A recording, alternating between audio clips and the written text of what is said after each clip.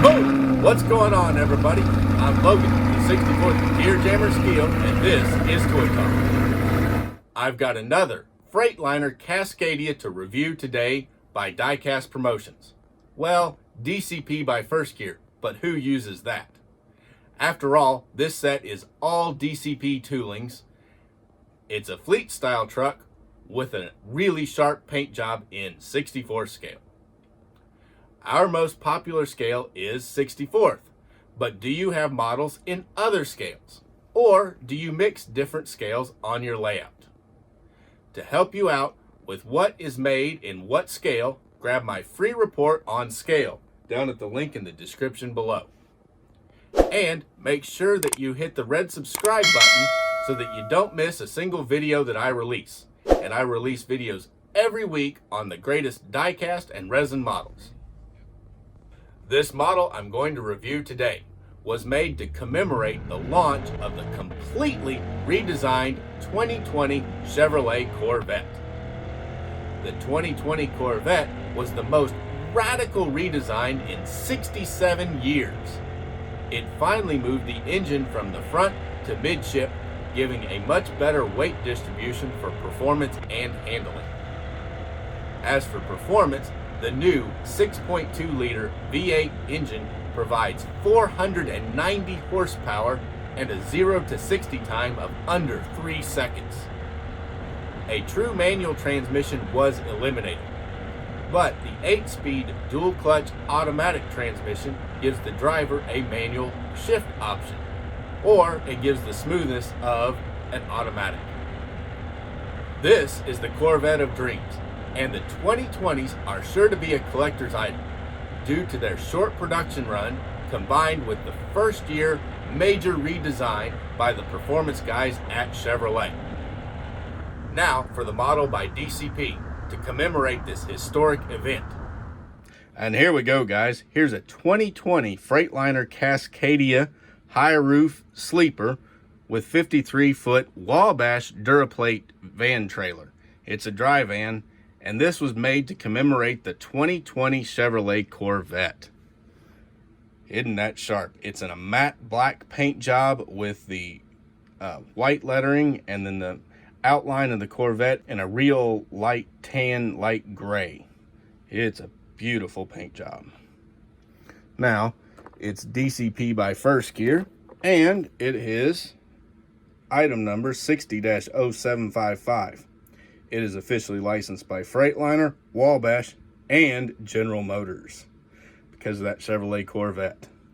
It comes in their standard box and the 2-piece blister, which I've already cut so that it'll be easy to go on and open, which I'm going to do right now. Their packaging does a great job of protecting the items.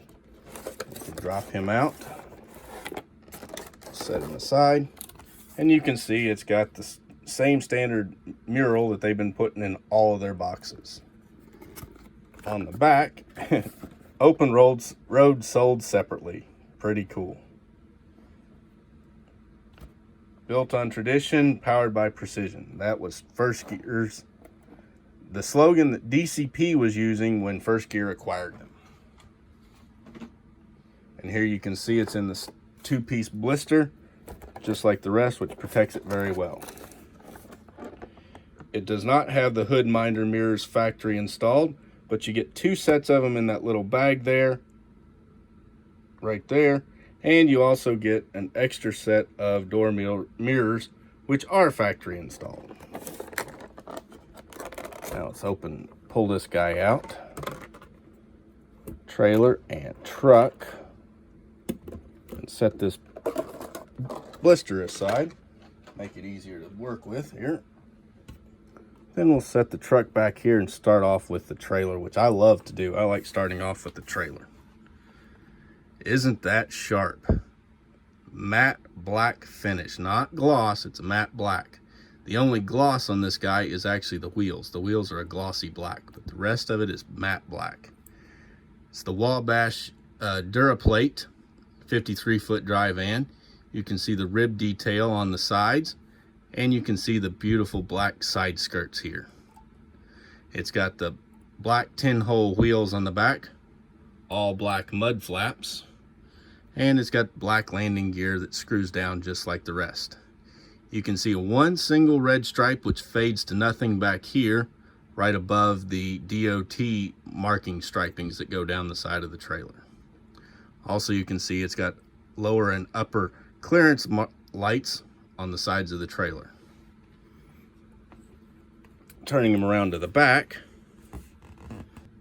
you can see the Corvette logo there. You can also see the Wabash Duraplate logo, DOT striping, and the Wabash style rear bumper, which the Wabash style has this extra bar that hangs down from the side of the trailer to the edges of the bumper. It's also got dual round brake lights like it should have, and it's got tampoed red upper clearance lights up there. Really nice. Also, the doors open on this guy. Carefully. There we go. To reveal a detailed interior.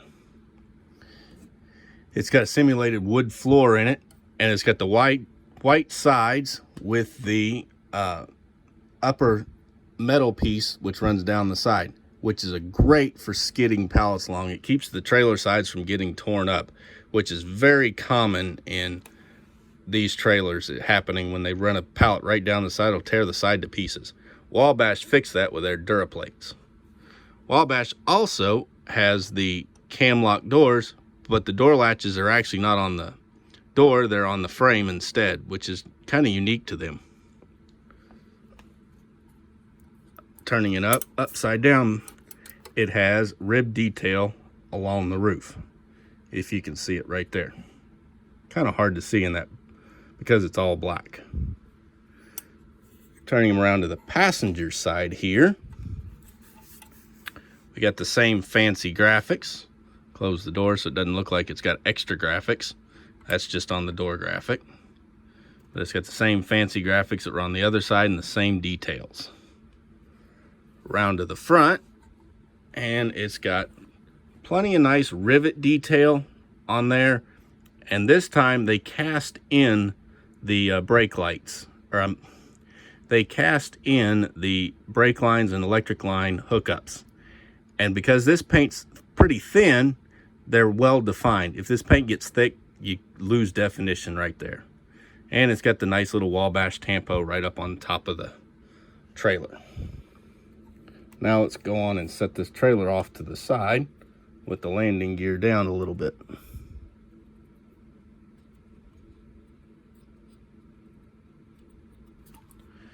When I was putting that landing gear down, I noticed one other really tiny feature that almost looks like a scratch in the paint job.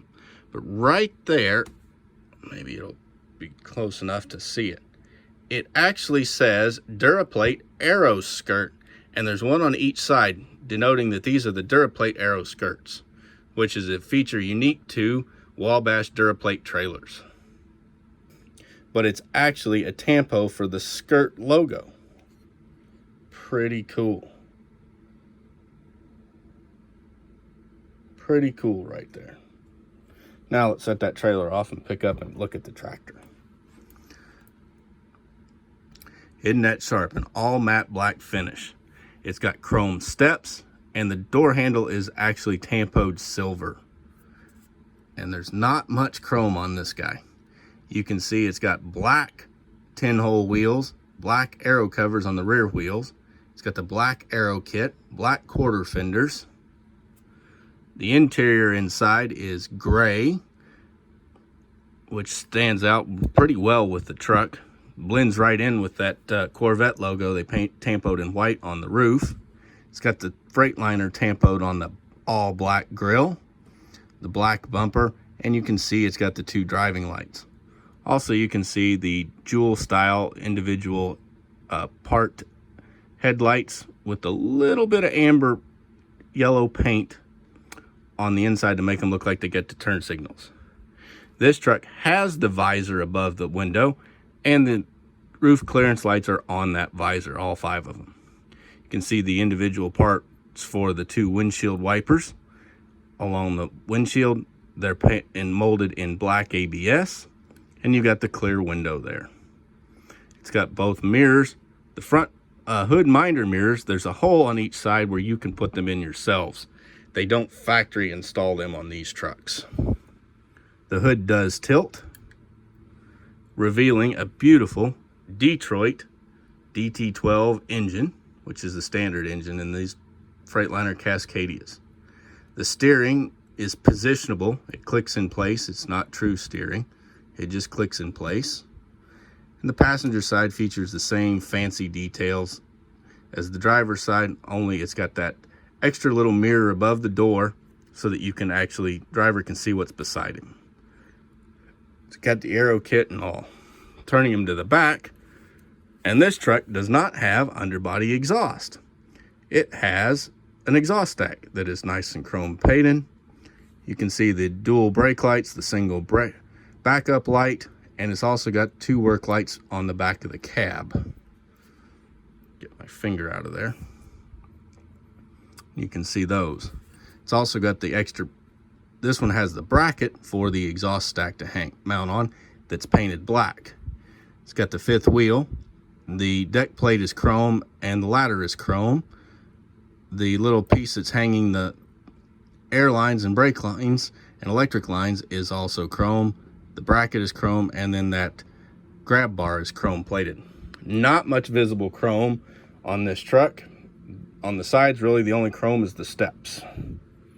Underneath, it's got chrome fuel tanks, twin tanks, the chrome exhaust. There's the SRC complicated, funky little exhaust system that they've got, and muffler with the chrome exhaust tailpipe going out to the stack, the chrome fuel tanks, battery box, chrome air intakes, or chrome air tanks.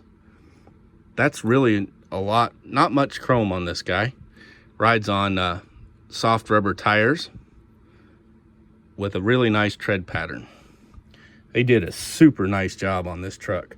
Overall, they did a good job on the toolings for the truck, the trailer, and they picked an amazing paint scheme. And let's go on and get this guy hooked up. To do so, I have to put the landing gear back up, which is pretty easy to do. Just screw the little jacks right up.